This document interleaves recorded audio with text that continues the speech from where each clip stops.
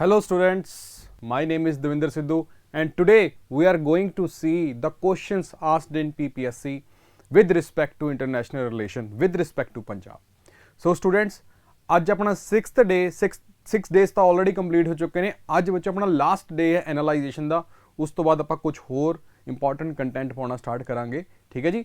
ਸੋ ਅੱਜ ਆਪਾਂ international relation ਨੂੰ ਫੋਕਸ ਵਿੱਚ ਰੱਖ ਕੇ ਇਹ ਦੇਖਾਂਗੇ ਕਿ ਕੁਐਸਚਨਸ ਕਿਹੜੇ ਪੁੱਛੇ ਗਏ ਨੇ। ਆਲਰਾਈਟ ਜੀ, ਪੀਸੀਐਸ ਦੇ ਵਿੱਚ ਕਿਹੜੇ ਕੁਐਸਚਨਸ ਪੁੱਛੇ ਗਏ ਨੇ। ਵੈਸੇ ਮੈਂ ਤੁਹਾਨੂੰ ਉੱਦਾਂ ਦੱਸ ਦਿੰਦਾ ਕਿ ਜਿਹੜੀ ਵੇਟੇਜ ਹੈ ਇੰਟਰਨਲ ਸਿਕਿਉਰਿਟੀ ਦੀ ਜਾਂ ਫਿਰ ਇੰਟਰਨੈਸ਼ਨਲ ਰਿਲੇਸ਼ਨ ਦੀ ਕੋਈ ਖਾਸ ਨਹੀਂ, ਇੱਕ ਕੁਐਸਚਨ ਜਿਹੜਾ ਹੈ ਆਉਂਦਾ ਹੈ। ਠੀਕ ਹੈ ਜੀ। ਬਟ ਕਿਉਂਕਿ ਜਿਹੜਾ ਆਪਣਾ ਸੁਪਨਾ ਹੈ ਕਿ ਅਸੀਂ ਪੀਸੀਐਸ ਅਫਸਰ ਬਣਨਾ ਹੈ ਤਾਂ ਸਾਡੇ ਲਈ ਤਾਂ ਇੱਕ ਨੰਬਰ ਹੀ ਬਹੁਤ ਇੰਪੋਰਟੈਂਟ ਹੈ। ਇਹ ਤਾਂ ਕੁਐਸਚਨਸ 10 ਤੋਂ 15 ਮਾਰਕਸ ਜਿਹੜੇ ਨੇ ਫੈਚ ਕਰਦੇ ਨੇ। ਸੋ ਇਹ ਗੱਲ ਧਿਆਨ ਰੱਖ ਲਿਓ ਜੇ ਤੁਸੀਂ ਕੋਈ ਟੌਪ ਰੈਂਕ ਲੈਣਾ ਚਾਹੁੰਦੇ ਹੋ, ਬਿਕੋਜ਼ ਤੁਹਾਨੂੰ ਪਤਾ ਹੈ ਕਿ ਜਿੰਨੀ ਜ਼ਿਆਦਾ ਕੰਪੀਟੀਸ਼ਨ ਜਿੰਨਾ ਵੱਧ ਚੁੱਕਿਆ, ਤੁਹਾਨੂੰ ਪਤਾ ਹੈ ਕਿ ਤੁਸੀਂ ਇੱਕ ਨੰਬਰ ਵੀ ਜਿਹੜਾ ਹੈ ਪਿੱਛੇ ਨਹੀਂ ਛੱਡ ਸਕਦੇ। ਸੋ ਆਪਣਾ ਜਿਹੜਾ ਕੋਰਸ ਆਪਾਂ ਜਿਹੜਾ ਚਲਾ ਰਹੇ ਹਾਂ ਪੇਡ ਕੋਰਸ 14 ਤੋਂ, ਉਹਦੇ ਤਾਂ ਅਸੀਂ ਐਕਚੁਅਲੀ ਮਲਟੀਪਲ ਜਿਹੜੇ ਸਾਰੇ ਫੈਕਟਰਸ ਅਸੀਂ ਕਾਊਂਟ ਕਰਾਂਗੇ, ਕਿੱਥੋਂ ਨੰਬਰ ਅਸੀਂ ਇਕੱਠੇ ਕਰੀਏ ਤੁਹਾਡੇ ਲਈ। ਠੀਕ ਹੈ ਜੀ। ਸੋ ਇਹ ਚੀਜ਼ ਧਿਆਨ 'ਚ ਰੱਖ ਲਿਓ ਕਿ ਆਪਾਂ ਕੋਈ ਵੀ ਮਾਰਕ ਜਿਹੜਾ ਹੈ ਆਪਾਂ ਖਾਲੀ ਨਹੀਂ ਜਾਣ ਦੇਣਾ। ਆਪਾਂ ਜਿੱਥੋਂ ਹੋ ਸਕੇ ਨੰਬਰ ਜਿਹੜੇ ਨੇ ਇਕੱਠੇ ਕਰਨੇ ਨੇ, ਆਪਾਂ ਤਾਂ ਹੀ ਪੇਪਰ ਕਲੀਅਰ ਕਰਾਂਗੇ, ਅਦਰਵਾਈਜ਼ ਫਿਰ ਕੋਈ ਫਾਇਦਾ ਨਹੀਂ ਪੜ੍ਹਾਈ ਕਰਨ ਦਾ। ਠੀਕ ਹੈ ਜੀ। ਸੋ ਬੱਚੇ, ਅੱਜ ਆਪਾਂ ਜਿਹੜਾ ਸਟਾਰਟ ਕਰਦੇ ਹਾਂ ਸੈਸ਼ਨ ਆਪਣਾ, ਜਿਹਦੇ ਵਿੱਚ ਆਪਾਂ ਇੰਟਰਨੈਸ਼ਨਲ ਰਿਲੇਸ਼ਨ ਨੂੰ ਕੈਟਰ ਕਰਾਂਗੇ ਵਿਦ ਰਿਸਪੈਕਟ ਟੂ ਪੰਜਾਬ। ਠੀਕ ਹੈ ਜੀ। ਆਲਰਾਈਟ ਸਟੂਡੈਂਟਸ, ਚਲੋ ਆਪਾਂ ਦੇਖਦੇ ਬੱਚੇ। ਸੋ ਕੁਐਸਚਨ ਕਿਹੜਾ ਪੁੱਛਿਆ ਗਿਆ, ਪਹਿਲਾ ਬੱਚੋ ਆ ਦੇਖ ਲਓ, ਆਪਣੇ 6 ਦਿਨ ਕੰਪਲੀਟ ਹੋ ਕੇ ਅੱਜ ਟਿਊਜ਼ਡੇ ਹੈ 8th of November। International relation by me ਜਿਹੜਾ ਅੱਜ ਡਿਸਕਸ ਕੀਤਾ ਜਾਊਗਾ। ਫਿਰ ਉਸ ਤੋਂ ਬਾਅਦ ਬੱਚੇ ਜਿਹੜਾ ਹੈ ਆਪਾਂ ਇੱਕ ਵਾਰੀ ਸ਼ਡਿਊਲ ਜਿਹੜਾ ਹੈ ਫਿਰ ਤੁਹਾਡੇ ਨਾਲ ਸਾਂਝਾ ਕਰ ਲਵਾਂ ਵੀ 14 ਤਰੀਕ ਤੋਂ ਆਪਣਾ ਪੇਡ ਬੈਚ ਜਿਹੜਾ ਸਟਾਰਟ ਹੋ ਜਾਊਗਾ, ਜਿਹਦੇ ਵਿੱਚ ਆਪਾਂ ਫਸਟ ਸਬਜੈਕਟ ਦੇਖਾਂਗੇ ਐਨਵਾਇਰਨਮੈਂਟ ਦੀ। ਬੱਚੇ ਆਪਣੀਆਂ 1 2 3 4 ਕਲਾਸਿਸ ਦੇ ਵਿੱਚ ਸਾਰੀ ਐਨਵਾਇਰਨਮੈਂਟ ਕਵਰ ਕਰ ਦਾਂਗੇ, special focus on PPSC. All right ਜੀ। ਉਸ ਤੋਂ ਇਲਾਵਾ ਹਿਸਟਰੀ ਦੇ ਆਪਾਂ 1 2 3 4 5 ਲੈਕਚਰਾਂ ਦੇ ਵਿੱਚ ਆਪਾਂ ਹਿਸਟਰੀ ਕਵਰ ਕਰ ਦਾਂਗੇ। 4 ਦੇ ਵਿੱਚ ਆਪਾਂ ਕਰ ਦੇਵਾਂਗੇ ਐਨਵਾਇਰਨਮੈਂਟ। ਪੋਲਿਟੀ ਆਪਾਂ 2 ਦਿਨਾਂ ਦੇ ਵਿੱਚ ਖਤਮ ਕਰ ਦਾਂਗੇ। ਜੀਓਗ੍ਰਾਫੀ ਲਈ ਆਪਾਂ 4 ਲੈਕਚਰ ਰੱਖੇ ਨੇ। ਇੰਟਰਨਲ ਸਿਕਿਉਰਿਟੀ ਤੇ ਇੰਟਰਨੈਸ਼ਨਲ ਰਿਲੇਸ਼ਨ ਲਈ ਇੱਕ ਕੁਐਸਚਨ ਇੱਕ ਦਿਨ। ਉਸ ਤੋਂ ਇਲਾਵਾ ਇਕਨੋਮਿਕਸ ਦੇ ਆਪਾਂ 4 ਦਿਨਾਂ ਦੇ ਵਿੱਚ ਆਪਾਂ ਕੰਪਲੀਟ ਕਰ ਦਾਂਗੇ। ਸੋ ਇਹ ਜਿਹੜਾ ਸ਼ਡਿਊਲ ਹੈ, ਆਪਾਂ ਸਾਰੀ ਜਿਹੜੀ ਐਨਾਲਿਸਿਸ ਕੀਤੀ ਹੈ ਉਹ ਸਾਰੀਆਂ ਪੀਡੀਐਫਸ ਦੇ ਵਿੱਚ ਜਿਹੜਾ ਇਹ ਪਾਇਆ ਹੋਇਆ। ਸੋ ਤੁਸੀਂ ਜਿਹੜੀ ਪੀਡੀਐਫ ਡਾਊਨਲੋਡ ਕਰਕੇ ਤੁਸੀਂ ਆਲਰੇਡੀ ਆਪਣੇ ਫਾਇਦੇ ਲਈ ਯੂਜ਼ ਕਰ ਸਕਦੇ ਹੋ। ਠੀਕ ਹੈ ਜੀ। ਚਲੋ ਬੱਚੇ, ਆਪਾਂ ਅੱਗੇ ਦੇਖਦੇ ਹਾਂ ਹੁਣ 2020 ਦੇ ਵਿੱਚ ਜਿਹੜਾ ਸਭ ਤੋਂ ਗਰਮ ਮੁੱਦਾ ਸੀ ਪੰਜਾਬ ਦੀ ਸਿਚੁਏਸ਼ਨ ਦਾ, ਉਹ ਸੀ ਫਾਰਮ ਲਾਸ। ਠੀਕ ਹੈ। 2021 ਦੀ ਇਹ ਕਹਾਣੀ ਹੈ। ਫਾਰਮ ਲਾਸ ਜਿਹੜੇ ਸੀ ਬਹੁਤ ਹੀ ਜ਼ਿਆਦਾ ਜਿਹੜੇ ਨਿਊਜ਼ ਵਿੱਚ ਸੀ। ਹਰੇਕ ਨਿਊਜ਼ ਚੈਨਲ ਉਸ ਟੌਪਿਕ ਨੂੰ ਕਵਰੇਜ ਕਰ ਰਿਹਾ ਸੀ। ਈਵਨ ਕਿ ਇੰਟਰਨੈਸ਼ਨਲ ਜਿਹੜੇ ਨਿਊਜ਼ ਚੈਨਲ ਸੀ ਉਹ ਵੀ ਇਸ ਪਰਟੀਕੂਲਰ ਇਵੈਂਟ ਤੇ ਆਪਣੀਆਂ ਜਿਹੜੀਆਂ ਨਿਗਾਹਾਂ ਟਿਕਾ ਕੇ ਰੱਖ ਰਹੀ ਸੀ ਵੀ ਇੰਡੀਅਨ ਗਵਰਨਮੈਂਟ ਕਿਸ ਤਰੀਕੇ ਨਾਲ ਇਹਨੂੰ ਡੀਲ ਕਰ ਰਹੀ ਹੈ, ਕਿ ਜਿਹੜਾ ਪ੍ਰੋਟੈਸਟ ਹੈ ਕਿ ਉਹ ਪੀਸਫੁਲ ਹੈ ਜਾਂ ਫਿਰ ਕੀ ਉਹ ਵਾਇਲੈਂਟ ਹੈ। ਇਸ ਚੀਜ਼ ਉੱਤੇ ਬਹੁਤ ਹੀ ਕੜੀ ਨਜ਼ਰ ਰੱਖੀ ਜਾ ਰਹੀ ਸੀ। ਸੋ ਇਹ ਤਾਂ ਬੱਚੇ ਕੀ ਕਹਿੰਦੇ ਆ ਵੀ ਇਹ ਤਾਂ ਇੱਕ ਟ੍ਰੈਡੀਸ਼ਨ ਹੀ ਰਿਹਾ, ਜਿਹੜੀ ਚੀਜ਼ ਇੰਟਰਨੈਸ਼ਨਲ ਹੋਵੇ ਚਾਹੇ ਨੈਸ਼ਨਲ ਹੋਵੇ, ਜੇ ਉਹ ਨਿਊਜ਼ ਵਿੱਚ ਹੈ ਤੁਹਾਨੂੰ ਉਹਦੇ ਤੇ based question pre plus mains ਦੇ ਵਿੱਚ ਦੇਖਣ ਨੂੰ ਮਿਲੂਗਾ। ਸੋ ਇਸੇ ਟ੍ਰੈਡੀਸ਼ਨ ਨੂੰ ਬਰਕਰਾਰ ਰੱਖਦੇ ਹੋਏ ਪੀਪੀਐਸਸੀ ਨੇ ਇਹ ਕੁਐਸਚਨ ਪੁੱਛਿਆ ਜੀ। ਕੁਐਸਚਨ ਕੀ ਸੀ? ਕਹਿੰਦਾ what has been Canada's response to India's proposed formulas. India ਨੇ ਜਿਹੜੇ 3 ਫਾਰਮ ਲਾਸ ਪ੍ਰਪੋਜ਼ਡ ਕੀਤੇ ਸੀ ਬੱਚੇ, ਉਹਦੇ ਉੱਤੇ ਕੈਨੇਡਾ ਦਾ ਕੀ ਰਿਸਪੌਂਸ ਹੋਇਆ। ਪਹਿਲਾ ਕੁਐਸਚਨ, ਪਹਿਲਾ ਪਾਰਟ ਕੁਐਸਚਨ ਦਾ ਪਹਿਲਾ ਪਾਰਟ। ਸੋ ਦੂਜਾ ਕੁਐਸਚਨ ਕੀ ਪੁੱਛਿਆ ਗਿਆ, ਦੂਜਾ ਪਾਰਟ ਕਹਿੰਦਾ how will it impact India and Canada bilateral relationship. India ਤੇ ਕੈਨੇਡਾ ਦਾ ਜਿਹੜਾ ਬਾਇਲੈਟਰਲ ਰਿਲੇਸ਼ਨਸ਼ਿਪ ਹੈ ਉਹਨੂੰ ਕਿੱਦਾਂ ਇੰਪੈਕਟ ਕਰੂਗਾ। ਠੀਕ ਹੈ ਜੀ। ਹੁਣ ਤੁਹਾਨੂੰ ਪਤਾ ਲੱਗ ਗਿਆ, ਤੁਹਾਡੇ ਸਬੂਤ ਤੁਹਾਡੇ ਸਾਹਮਣੇ ਆ। ਜਿਹੜੀ ਚੀਜ਼ ਨਿਊਜ਼ ਦੇ ਵਿੱਚ ਰਹੂਗੀ ਉਹਦੇ ਉੱਤੇ ਕੁਐਸਚਨ ਪੀਪੀਐਸਸੀ ਪੁੱਛੂਗੀ, ਚਾਹੇ ਹੋਵੇ ਪ੍ਰੀ ਚਾਹੇ ਹੋਵੇ ਮੇਨਸ। ਠੀਕ ਹੈ ਜੀ। ਸੋ ਇਹ ਚੀਜ਼ ਆਪਾਂ ਆਪਣੇ ਪੱਲੇ ਬੰਨ ਲੈਣੀ ਆ। ਹੁਣ ਇਸ ਕੁਐਸਚਨ ਨੂੰ ਡੀਲ ਕਿਵੇਂ ਕਰਨਾ? ਸਿੰਪਲ, ਜਿਵੇਂ ਉਹਨਾਂ ਨੂੰ ਪੁੱਛਿਆ, ਜਿਹੜੀ ਚੀਜ਼ ਉਹਨਾਂ ਨੇ ਪੁੱਛੀ ਆਪਾਂ ਉਹੀ ਚੀਜ਼ ਡਿਸਕਸ ਕਰਾਂਗੇ। ਠੀਕ ਹੈ ਜੀ। ਸੋ ਕੈਨੇਡਾ ਦਾ ਰਿਸਪੌਂਸ ਕੀ ਸੀਗਾ? ਜੇ ਤੁਸੀਂ ਜਸਟਨ ਟਰੂਡੋ ਨੂੰ ਫੋਲੋ ਕੀਤਾ ਹੋਊਗਾ ਤਾਂ ਤੁਹਾਨੂੰ ਪਤਾ ਹੋਊਗਾ ਕਿ ਉਹ ਇੰਡੀਅਨ ਗਵਰਨਮੈਂਟ ਦੀ ਸੋਵਰੈਨਿਟੀ ਦੇ ਵਿੱਚ, ਇੰਡੀਅਨ ਗਵਰਨਮੈਂਟ ਦੀ ਇੰਟਰਨਲ ਇਸ਼ੂਜ਼ ਦੇ ਵਿੱਚ ਜਿਹੜੀ ਹੈ ਉਸਨੇ ਥੋੜੀ ਜੀ ਕੀ ਕੀਤੀ ਸੀ, ਪੋਕ ਕੀਤਾ ਸੀ। ਉਹਨੇ ਕੁਝ ਇਹੋ ਜਿਹੀਆਂ ਸਟੇਟਮੈਂਟਸ ਪਾਸ ਕੀਤੀਆਂ ਸੀ ਜਸਟਿਨ ਟਰੂਡੋ ਜੀ ਨੇ, ਜਿਹਦੇ ਕਰਕੇ ਪੂਰੀ ਤੜਥੱਲੀ ਮਚ ਗਈ ਸੀ ਇੰਡੀਆ ਕੈਨੇਡਾ ਦੇ ਬਾਇਲੇਟਰਲ ਰਿਲੇਸ਼ਨਸ਼ਿਪ ਵਿੱਚ। ਸੋ ਉਹਨਾਂ ਨੇ ਕਿਹਾ ਕੀ ਸੀ, ਪਹਿਲਾ ਕੁਐਸਚਨ ਹੀ ਉਹਨਾਂ ਨੇ ਪੁੱਛਿਆ ਵੀ ਕੈਨੇਡਾ ਦਾ ਰਿਸਪੌਂਸ ਕੀ ਹੈ। So what has been Canada's response to India's proposed formulas. So ਬੱਚਿਓ ਆ ਸੀਗਾ ਜਿਹੜਾ ਕੈਨੇਡਾ ਦਾ। ਓਕੇ, ਉਸ ਤੋਂ ਪਹਿਲਾਂ ਬੱਚੇ ਆਪਾਂ ਰਿਸਪੌਂਸ ਦੇਖੀਏ ਜਸਟਿਨ ਟਰੂਡੋ ਦਾ, ਕੈਨੇਡਾ ਨੂੰ ਰਿਪਰੈਜ਼ੈਂਟ ਜਿਹੜੇ ਕਰ ਰਹੇ ਸੀ ਉਹਨਾਂ ਦਾ ਰਿਸਪੌਂਸ ਕੀ ਰਿਹਾ। ਸੋ ਉਹਨਾਂ ਨੇ ਕੀ ਕਿਹਾ ਸੀ, ਕਹਿੰਦੇ Canada will always be there to defend the right of peaceful protest. ਕਹਿੰਦਾ ਕੈਨੇਡਾ ਹਮੇਸ਼ਾ ਹੀ ਤਿਆਰ ਰਹੂਗਾ to defend the right of peaceful protest. ਤੁਸੀਂ ਮੈਨੂੰ ਕਮੈਂਟ ਸੈਕਸ਼ਨ ਦੇ ਵਿੱਚ ਦੱਸਣਾ ਕਿ ਆਪਣੇ ਫੰਡਾਮੈਂਟਲ ਰਾਈਟ ਦੇ ਵਿੱਚ ਜਿਹੜਾ ਹੈ ਰਾਈਟ ਟੂ ਪੀਸਫੁਲ ਪ੍ਰੋਟੈਸਟ ਜਿਹੜਾ ਹੈ ਕਿਹੜੇ ਆਰਟੀਕਲ ਦੇ ਵਿੱਚ ਆਊਗਾ। ਆਲਰਾਈਟ, ਤੁਸੀਂ ਮੈਨੂੰ ਕਮੈਂਟ ਸੈਕਸ਼ਨ ਵਿੱਚ ਦੱਸਾਂਗੇ। ਕਹਿੰਦੇ ਅਸੀਂ ਰਾਈਟ ਟੂ ਪੀਸਫੁਲ ਪ੍ਰੋਟੈਸਟ ਚਾਹੇ ਸਾਡੀ ਕੈਨੇਡਾ ਦੇ ਵਿੱਚ ਹੋਵੇ ਚਾਹੇ ਕਿਤੇ ਕਿਸੇ ਵੀ ਕੰਟਰੀ ਦੇ ਜਿਹੜੇ ਮਰਜ਼ੀ ਕੋਨੇ ਵਿੱਚ ਹੋਵੇ, ਅਸੀਂ ਉਹਨੂੰ ਪ੍ਰੋਟੈਕਟ ਕਰਾਂਗੇ, ਪਹਿਲੀ ਗੱਲ। ਫਿਰ ਕੀ ਗਿਆ, ਕਹਿੰਦਾ we have reached out through multiple means directly to Indian authorities to highlight our concerns ill informed. Okay, so ਇਹ ਬੱਚੇ ਜਿਹੜਾ ਹੈ ਕੈਨੇਡਾ ਦਾ ਜਿਹੜਾ ਪ੍ਰਾਈਮ ਮਿਨਿਸਟਰ ਸੀ ਉਹਨਾਂ ਦੇ ਜਿਹੜੇ ਸੀ ਕਮੈਂਟ ਸੀ। ਮਿਨਿਸਟਰੀ ਆਫ ਐਕਸਟਰਨਲ ਅਫੇਅਰਸ ਨੇ ਕੀ ਕਿਹਾ, ਮਿਨਿਸਟਰੀ ਆਫ ਐਕਸਟਰਨਲ ਅਫੇਅਰਸ ਨੇ ਕੀ ਇਹਦਾ ਰਿਸਪੌਂਸ ਦਿੱਤਾ ਬੱਚੇ। ਉਹਨਾਂ ਨੇ ਦੱਸਿਆ, ਕਹਿੰਦਾ ਇਲ ਇਨਫੋਰਮਡ ਕਮੈਂਟਸ ਯਾਨੀ ਕਿ ਲਿਟਲ ਨੌਲੇਜ। ਠੀਕ ਹੈ, ਆਪਾਂ ਨੂੰ ਥੋੜੀ ਨੌਲੇਜ ਸੀ, ਆਪਾਂ ਉਹਦੇ ਉੱਤੇ ਜਿਹੜੇ ਬੇਸ ਤੁਸੀਂ ਕਮੈਂਟ ਦੇ ਰਹੇ ਹੋ by Canadian leaders relating to the farmers in India are unwarranted. Alright, it is also best diplomatic conversations are not misrepresented for political purposes। political purpose ਵਾਸਤੇ, ਆਪਣੇ political gains ਵਾਸਤੇ ਤੁਸੀਂ ਐਵੇਂ ਦੀਆਂ ਸਟੇਟਮੈਂਟਸ ਨਾ ਪਾਸ ਕਰੋ।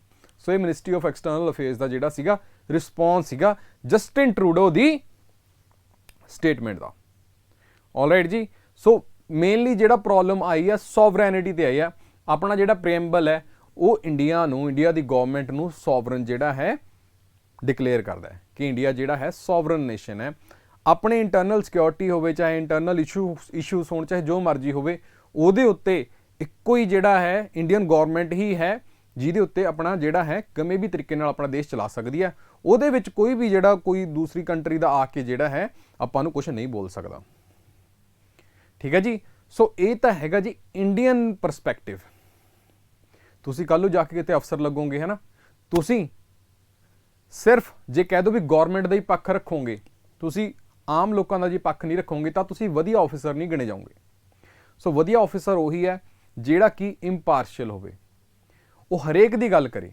ਠੀਕ ਹੈ, ਚਾਹੇ ਉਹ ਸਰਕਾਰ ਹੋਵੇ ਚਾਹੇ ਉਹ ਇੰਡੀਅਨ ਸਿਟੀਜ਼ਨਸ ਹੋਣ ਕੋਈ ਕਿਸੇ ਵੀ ਕੰਟਰੀ ਦੇ।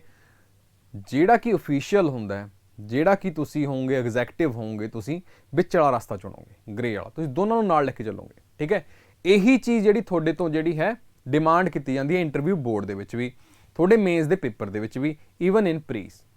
ਠੀਕ ਹੈ, ਤੁਹਾਡਾ ਕੋਈ ਵੀ ਜਿਹੜਾ ਹੈ ਤੁਹਾਡਾ ਕੋਈ ਵੀ ਪੱਖ ਜਿਹੜਾ ਹੈ ਕਿਸੇ ਇੱਕ ਪਾਸੇ ਵੱਲ ਝੁਕਿਆ ਨਹੀਂ ਹੋਣਾ ਚਾਹੀਦਾ।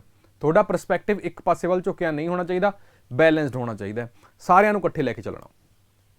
ਠੀਕ ਹੈ ਜੀ, ਇਹੀ ਰੀਜ਼ਨ ਆ ਕਿ ਆਪਾਂ ਆਪਣੀ ਮੇਨਸ ਦੇ ਵਿੱਚ ਵਧੀਆ ਪਰਫਾਰਮ ਨਹੀਂ ਕਰ ਪਾਉਂਦੇ ਕਿਉਂਕਿ ਆਪਾਂ ਕਿਸੇ ਨਾ ਕਿਸੇ ਤਰੀਕੇ ਨਾਲ ਜਿਹੜੇ ਹੈ ਝੁਕੇ ਹੋਏ ਹੁੰਨੇ ਆ, ਚਾਹੇ ਰੀਜਨਲਿਜ਼ਮ ਕਹਿ ਦਈਏ ਚਾਹੇ ਕਾਸਟਿਜ਼ਮ ਕਹਿ ਦਈਏ।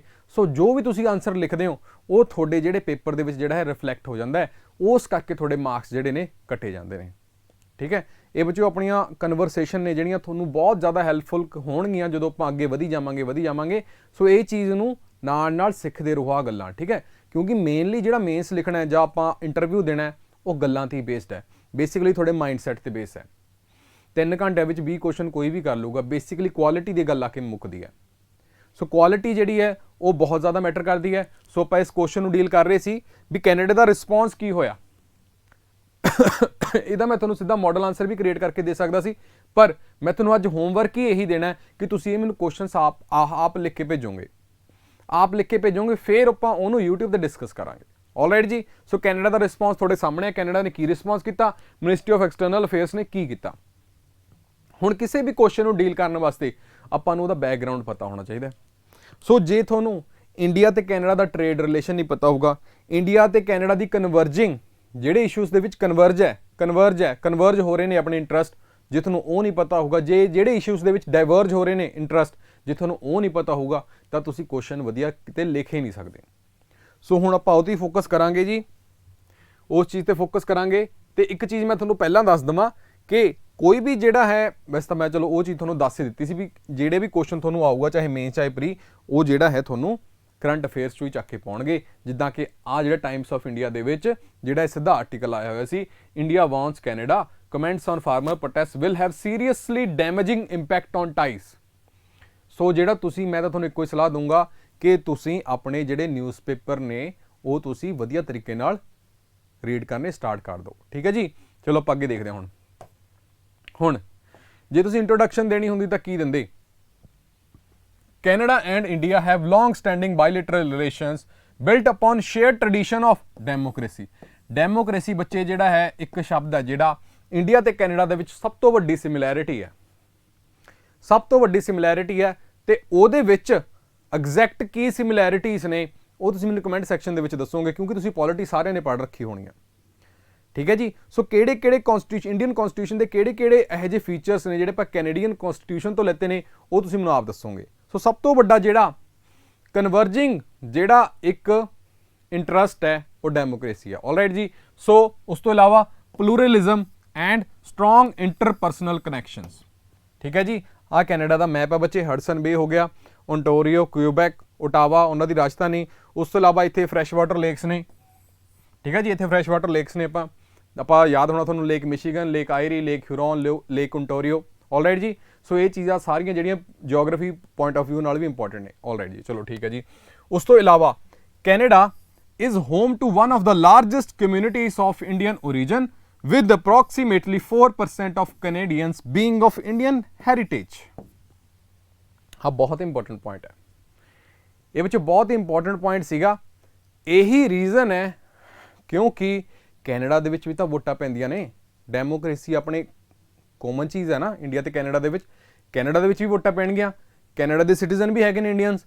ਸੋ ਜੋ ਇੰਡੀਅਨਸ ਦਾ ਬੇਸਿਕਲੀ ਜਿਹੜੇ ਉੱਥੇ ਇੰਡੀਅਨਸ ਨੇ ਮੇਜਰ ਮੈਜੋਰਟੀ ਦੇ ਵਿੱਚ ਉੱਥੇ ਸਿੱਖ ਪੋਪੂਲੇਸ਼ਨ ਹੈ, ਬੇਸਿਕਲੀ ਪੰਜਾਬੀ ਪੋਪੂਲੇਸ਼ਨ ਹੈ। ਸੋ ਜਿਹੜਾ ਪੰਜਾਬ ਦਾ ਮੁੱਦਾ ਹੋ ਗਿਆ ਉਹ ਕਿਹਨਾਂ ਦਾ ਮੁੱਦਾ ਹੋ ਗਿਆ? ਉਹ ਕੈਨੇਡਾ ਦਾ ਵੀ ਮੁੱਦਾ ਹੋ ਗਿਆ। ਸੋ ਕੈਨੇਡਾ ਵਾਲੇ ਪੋਲੀਟੀਸ਼ੀਅਨਸ ਨੇ ਵੀ ਆਪਣੀਆਂ ਜਿਹੜੀਆਂ ਵੋਟਾਂ ਨੇ ਉਹ ਫੈਚ ਕਰਨੀਆਂ ਨੇ, ਵੋਟਰਸ ਆਪਣੇ ਵੱਲ ਖਿੱਚਣੇ ਨੇ। ਸੋ ਇਹੀ ਰੀਜ਼ਨ ਸੀ, ਮੈਂ ਤੁਹਾਨੂੰ ਕੈਨੇਡੀਅਨ ਪੁਆਇੰਟ ਆਫ ਵਿਊ ਦੱਸ ਰਿਹਾ, Canadian leadership the point of view ਦੱਸ ਰਿਹਾ ਕਿ ਉਹਨਾਂ ਨੇ ਵੀ ਤਾਂ ਵੋਟਾਂ ਖਿੱਚਣੀਆਂ ਨੇ, ਉਹਨਾਂ ਦੇ ਵੀ ਤਾਂ ਵੋਟਾਂ ਪੈਂਦੀਆਂ ਨੇ ਵੀਰੋ। ਸੋ ਉਹੀ ਰੀਜ਼ਨ ਸੀ ਕਿ ਉਹਨੇ ਜਿਹੜੀ ਐਡੀ ਵੱਡੀ ਸਟੇਟਮੈਂਟ ਦਿੱਤੀ ਜਸਟਿਨ ਟਰੂਡੋ ਨੇ। ਆਲਰਾਈਟ ਜੀ। ਸੋ ਆਹ ਜਿਹੜਾ ਬਹੁਤ ਵੱਡਾ ਰੀਜ਼ਨ ਹੈ, 4% Canadians being Indian heritage. All right ਜੀ, ਵੈਰੀ ਗੁੱਡ। ਇੰਡੀਅਨ ਡਾਇਸਪੋਰਾ ਜਿਹੜਾ ਬਹੁਤ ਤੁਹਾਨੂੰ ਆਪ ਨੂੰ ਵੀ ਪਤਾ ਹੋਣਾ, ਤੁਸੀਂ ਖੁਦ ਤੁਹਾਡੇ ਚੋਂ 10 ਚੋਂ 5-6 ਜਾਣੇ ਕੈਨੇਡਾ ਜਾਣ ਨੂੰ ਫਿਰ ਰਹੇ ਹੋਣਗੇ, ਠੀਕ ਹੈ। ਸੋ ਉਹ ਰੀਜ਼ਨ ਹੈ। ਚਲੋ ਜੀ, ਇਹ ਹੋ ਗਈ ਆਪਣੀ ਇੰਟਰੋਡਕਸ਼ਨ ਛੋਟੀ ਮੋਟੀ। ਉਸ ਤੋਂ ਇਲਾਵਾ ਦੇਖਦੇ ਆਪਾਂ ਆਪਣਾ ਬਾਇਲੇਟਰਲ ਰਿਲੇਸ਼ਨ ਹੈਗਾ ਕਿਵੇਂ ਦਾ। ਜੇ ਆਪਾਂ ਟ੍ਰੇਡ ਦੀ ਗੱਲ ਕਰਦੇ ਹਾਂ, ਜੇ ਆਪਾਂ ਟ੍ਰੇਡ ਰਿਲੇਸ਼ਨ ਦੀ ਗੱਲ ਕਰਦੇ ਹਾਂ, ਕਹਿੰਦੇ ਓਕੇ ਇੰਡੀਆ ਵਾਸ ਕੈਨੇਡਾਸ 14th ਲਾਰਜੈਸਟ ਐਕਸਪੋਰਟ ਮਾਰਕੀਟ ਤੇ 13th largest trading partner overall, ਠੀਕ ਹੈ ਜੀ। ਇਹ ਤਾਂ ਹੋ ਗਿਆ ਆਪਣਾ ਟ੍ਰੇਡ ਰਿਲੇਸ਼ਨ। ਹੁਣ ਇਹਦੇ ਵਿੱਚ ਵੀ ਜਾਵਾਂਗੇ, ਆਪਾਂ ਡੀ ਵਿੱਚ ਵੀ ਜਾਵਾਂਗੇ, ਕਿਹੜੇ ਕਿਹੜੇ ਏਰੀਆਜ਼ ਦੇ ਵਿੱਚ ਹੈ, ਕਿਹੜੀ ਕਿਹੜੀ ਇੰਡਸਟਰੀ ਦੇ ਵਿੱਚ ਜਿਹੜੀ ਕਨਵਰਜਨ ਹੋ ਰਹੀ ਹੈ ਉਹਦੇ ਵਿੱਚ ਆਪਾਂ ਅੱਗੇ ਜਾਵਾਂਗੇ, ਠੀਕ ਹੈ ਜੀ। ਸੋ ਆਪਣਾ ਟ੍ਰੇਡ ਰਿਲੇਸ਼ਨ ਹੋ ਗਿਆ ਬੇਸਿਕ।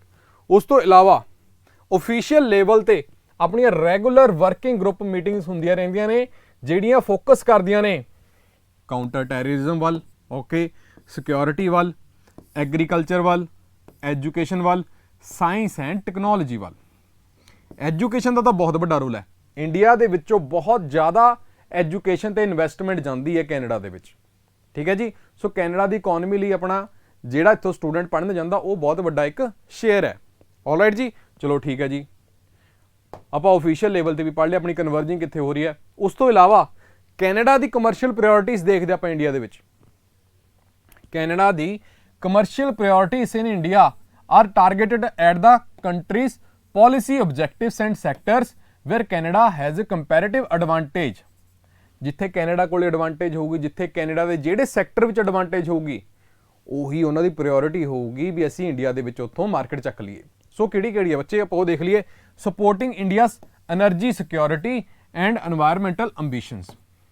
ਜੋ ਆਪਣੇ ਐਨਵਾਇਰਮੈਂਟ ਅੰਬੀਸ਼ਨ ਨੇ, BSNA ਗੀਗਾਵਾਟ ਜਿਹੜੀ ਹੈ ਰੀਨਿਊਏਬਲ એનર્ਜੀ ਲਾਉਣੀ ਆ ਨਾ, ਉਸ ਤੋਂ ਇਲਾਵਾ ਜਿਹੜੇ ਵੀ ਨੇ, ਸੋ ਉਹਨਾਂ ਨੂੰ ਮੀਟ ਕਰਨ ਵਾਸਤੇ, ਇੰਡੀਆ ਦਾ એનર્ਜੀ ਸਿਕਿਉਰਿਟੀ ਮੀਟ ਕਰਨ ਵਾਸਤੇ ਜਿਹੜਾ ਕੈਨੇਡਾ ਆਪਣੀ ਸਪੋਰਟ ਕਰ ਸਕਦਾ ਹੈ। ਠੀਕ ਹੈ ਜੀ।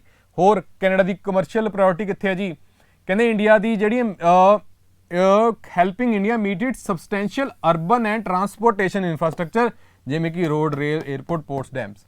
ਇੰਡੀਆ ਇੱਕ ਡਿਵੈਲਪਿੰਗ ਕੰਟਰੀ ਹੈ, ਇੱਥੇ ਵਿੱਚ ਜਿਹੜੀ ਡਿਵੈਲਪਮੈਂਟ ਇੱਥੇ ਚੱਲਦੀ ਰਹਿਣੀ ਆ, ਕਾਫੀ ਦੇਰ ਚੱਲਦੀ ਰਹਿਣੀ ਆ। ਸੋ ਉੱਥੇ ਵਿੱਚੋਂ ਕੈਨੇਡਾ ਦੀ ਇੱਕ ਪ੍ਰਾਇੋਰਟੀ ਹੈ, ਉੱਥੇ ਜਾ ਕੇ ਕੈਨੇਡਾ ਆਪਣਾ ਜਿਹੜਾ ਹੈ ਇਕਨੋਮੀ ਵਿੱਚ ਜਾ ਕੇ ਆਪਣੀ ਇੰਡੀਅਨ ਇਕਨੋਮੀ ਦੇ ਵਿੱਚ ਜਾ ਕੇ ਥੋੜਾ ਜਿਹਾ ਆਪਣਾ ਸ਼ੇਅਰ ਜਿਹੜਾ ਹੈ ਲੈ ਸਕਦਾ ਹੈ।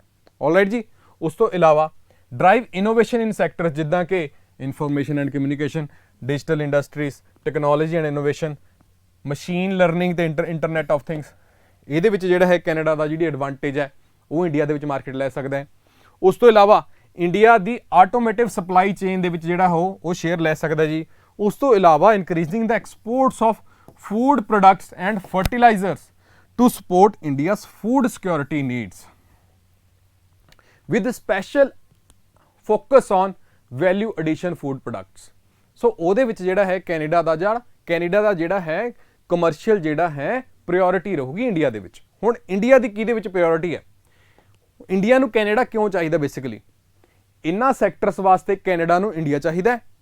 ਇੰਡੀਆ ਨੂੰ ਕੈਨੇਡਾ ਕਿਉਂ ਚਾਹੀਦਾ? ਹੁਣ ਆਪਣੀ ਉਹ ਅਗਲੀ ਹੈ ਸਲਾਈਡ, ਜਿਹਦੇ ਵਿੱਚ ਆਪਾਂ ਨੂੰ ਕਿਉਂ ਚਾਹੀਦਾ ਇਹ ਦੱਸਿਆ ਜਾਊਗਾ। ਜਿਵੇਂ ਕਿ ਅਸੀਂ ਟੌਪ ਯੂਨੀਵਰਸਿਟੀ ਸਾਨੂੰ ਮਿਲ ਜਾਂਦੀਆਂ ਨੇ ਕੈਨੇਡਾ ਦੇ ਵਿੱਚ ਜਾ ਕੇ, ਬੈਟਰ ਇੰਪਲੋਇਮੈਂਟ ਅਪੋਰਚੁਨਿਟੀਜ਼ ਮਿਲ ਜਾਂਦੀਆਂ ਨੇ ਉੱਥੇ ਆਪਾਂ ਨੂੰ ਜਾ ਕੇ। ਠੀਕ ਹੈ ਜੀ। ਸਟੈਂਡਰਡ ਆਫ ਲਿਵਿੰਗ ਹੈ ਜਿਹੜਾ ਆਪਣਾ ਹਾਈ ਹੋ ਜਾਂਦਾ ਉੱਥੇ ਜਾ ਕੇ। ਉੱਥੇ ਤਾਂ ਬੱਚੇ ਜਿਹੜੇ ਆਪਣੇ ਲੇਬਰ ਵੀ ਜਾਂਦੇ ਨੇ ਆਪਣੇ ਇੱਥੇ ਕੈਨੇਡਾ ਦੇ ਵਿੱਚ, ਉਹ ਵੀ ਬੱਚੇ ਫੋਰਡ ਦੀਆਂ, ਮੈਨੂੰ ਸ਼ਾਇਦ ਗੱਡੀਆਂ ਦੇ ਵਿੱਚ ਬਾਰੇ ਇੰਨਾ ਨਹੀਂ ਪਤਾ, ਪਰ ਇੰਨਾ ਪਤਾ ਵੀ ਹਾਂ ਵੱਡੀਆਂ ਵੱਡੀਆਂ ਗੱਡੀਆਂ ਰੱਖਦੇ ਨੇ। ਠੀਕ ਹੈ ਜੀ। ਸੋ ਆਪਾਂ ਦੇਖਦੇ ਹੀ ਹਾਂ। ਸੋ ਉਸ ਤੋਂ ਇਲਾਵਾ free health care facilities, social service Canada ਦੀ ਬਹੁਤ ਵਧੀਆ। ਉਸ ਤੋਂ ਇਲਾਵਾ reach to the international market ਸਿੱਧਾ। ਠੀਕ ਹੈ ਬੱਚੇ, ਇਹ ਜਿਹੜੇ ਇਹੋ ਜਿਹੇ ਆਪਣੇ ਪੁੱਲ ਫੈਕਟਰਸ ਨੇ, ਇਹ ਬੱਚੇ ਕੈਨੇਡਾ ਦੇ ਪੁੱਲ ਫੈਕਟਰ ਨੇ ਜਿਹੜੇ ਬੰਦੇ ਨੂੰ ਖਿੱਚਦੇ ਨੇ। ਆਲਰਾਈਟ ਜੀ। ਸੋ ਇਹ ਗੱਲ ਯਾਦ ਰੱਖਣੀ ਹੈ, ਇਹ ਚੀਜ਼ਾਂ ਜਿਹੜੀਆਂ ਇੰਡੀਆ ਦੀ ਪ੍ਰਾਇੋਰਟੀਜ਼ ਨੇ ਕੈਨੇਡਾ ਦੇ ਵਿੱਚ। ਹੁਣ ਆਪਾਂ ਉਹ ਏਰੀਆਸ ਦੇਖ ਲਈਏ, ਉਹ ਇਹੋ ਜਿਹੇ ਆਪਾਂ ਏਰੀਆਸ ਦੇਖ ਲਈਏ ਜਿੱਥੇ ਆਪਣੇ ਇਸ਼ੂਜ਼ ਜਿਹੜੇ ਨੇ ਡਾਈਵਰਜ ਕਰ ਰਹੇ ਨੇ। ਇੰਡੋ ਕੈਨੇਡੀਅਨ ਰਿਲੇਸ਼ਨਸ਼ਿਪ ਦੇ ਵਿੱਚ ਕਿਹੜੇ ਇਹੋ ਜਿਹੇ ਇਰਕ ਨੇ, ਕਿਹੜੇ ਇਹੋ ਜਿਹੇ ਕਿਰਕ ਨੇ ਜਿਹਦੇ ਵਿੱਚ ਜਿਹੜੇ ਆਪਣੇ ਇੰਟਰਸਟ ਨੇ ਜਿਹੜੇ ਡਾਈਵਰਜ ਹੋ ਰਹੇ ਨੇ। ਆਪਾਂ ਉਹਨਾਂ 'ਤੇ ਗੱਲ ਕਰ ਲਈਏ। ਉਹਨਾਂ ਵਿੱਚੋਂ ਸਭ ਤੋਂ ਪਹਿਲਾਂ ਜਿਹੜਾ ਹੁਣ ਦੀ ਨਿਊਜ਼ ਵਿੱਚ ਚੱਲ ਰਿਹਾ, ਦੈਟ ਇਜ਼ ਸਿੱਖ ਸੈਪਰੇਟਿਜ਼ਮ। ਠੀਕ ਹੈ ਜੀ। ਸਿੱਖ ਸੈਪਰੇਟਿਜ਼ਮ ਜਿਹੜਾ ਇੱਕ ਇਸ਼ੂ ਚੱਲ ਰਿਹਾ, ਜਾਂ ਤੁਸੀਂ ਖਾਲਿਸਤਾਨ ਵਗੈਰਾ ਵਾਲੇ ਸੁਣਿਆ ਹੋਣਾ, ਖਾਲਿਸਤਾਨ ਦੀ ਡਿਮਾਂਡ ਹੋ ਰਹੀ ਹੈ। ਕੈਨੇਡਾ ਦੇ ਵਿੱਚ ਬਹੁਤ ਬੈਠੇ ਲੋਕ ਉਹ ਚੀਜ਼ ਦੀ ਜਿਹੜੀ ਹੈ ਸਪੋਰਟ ਕਰ ਰਹੇ ਨੇ, ਫਾਈਨੈਂਸ਼ੀਅਲੀ ਤੇ ਵੀ ਅਦਰਵਾਈਜ਼ ਵੀ। ਸੋ ਸਿੱਖ ਸੈਪਰੇਟਿਜ਼ਮ ਜਿਹੜਾ ਇੱਕ ਸਭ ਤੋਂ ਵੱਡਾ ਮੁੱਦਾ ਬਣ ਚੁੱਕਿਆ ਇਸ ਟਾਈਮ ਇੰਡੋ ਕੈਨੇਡੀਅਨ ਰਿਲੇਸ਼ਨਸ਼ਿਪ ਦੇ ਵਿੱਚ।